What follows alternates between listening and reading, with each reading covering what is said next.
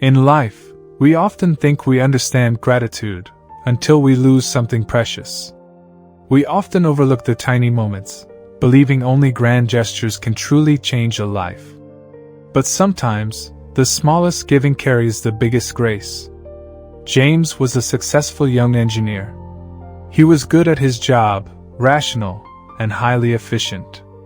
He saw the world in terms of clear problems and logical solutions. However, when it came to people, he saw them mainly as obstacles or resources. He had no time for messy emotions or inconvenience. He lacked compassion, viewing it as a weakness, not a strength. His life, though orderly and full of achievements, felt surprisingly empty of connection. One winter evening, James was driving home, focused only on getting through the city traffic.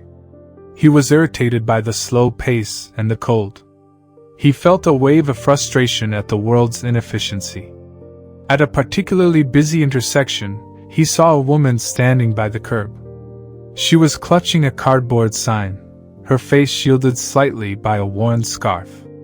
James's first instinct was to look away, to keep his focus on the road. "Another problem I can't solve," his logical mind stated.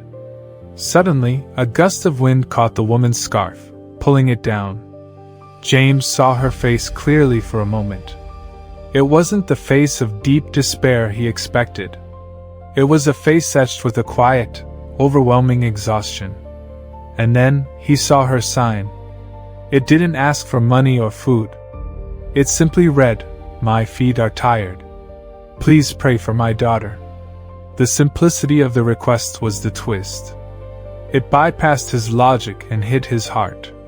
He realized that he had categorized her as the homeless problem, reducing a complex human life to a single, abstract label.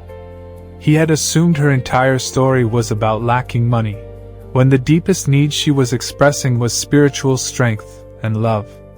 He quickly pulled over, sacrificing his meticulously planned schedule. He didn't offer money, as that wasn't what her sign asked for. Instead, he walked over to her, knelt down slightly, and simply asked, "What is your daughter's name?" The woman's eyes widened, not with surprise at the help, but at the acknowledgement. "Her name is Lily," she whispered. "She's fighting something hard." James didn't have the answers, but he did have a heart. He simply said, "I don't know the words for prayer well, but I will carry Lily in my thoughts tonight. I hope her fight gets easier." He then did something unexpected. He took off his expensive, warm driving gloves and handed them to her. "These will help with the cold," he said. As he walked away, a profound change washed over him. He hadn't solved poverty or cured illness, but he had experienced an explosive moment of joy. He realized that true compassion isn't about having all the solutions. It's about making a deliberate choice to see the person, to ask the name, and to acknowledge the story behind the problem. He had given a simple gift, not of wealth, but of presence. The power of seeing others is the moment you allow their complexity to break through your doubt and your assumptions. To develop true compassion is to realize that every heart carries a burden, and the greatest act of giving is simply to stand with them in the present moment, without judgment. If this story reminds you to look beyond the label, share it with someone who needs to see another's heart.